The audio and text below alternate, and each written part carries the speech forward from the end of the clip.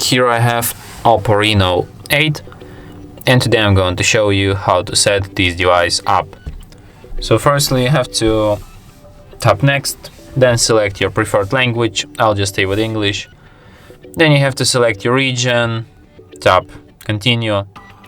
Then you have to agree with the user agreement and privacy, security and protection. Tap next.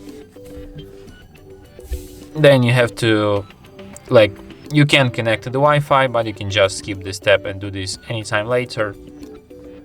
Then you have Google services, I suggest you to disable all of it. But in any case, you will have to accept Google's terms of service and privacy policy.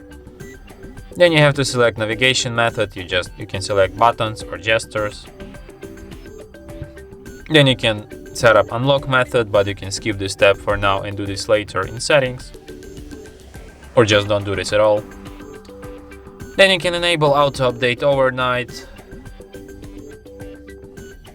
And your device is ready to be used. And that's it. Thanks for watching. If you find this tutorial useful, don't forget to hit that like button and subscribe to our channel.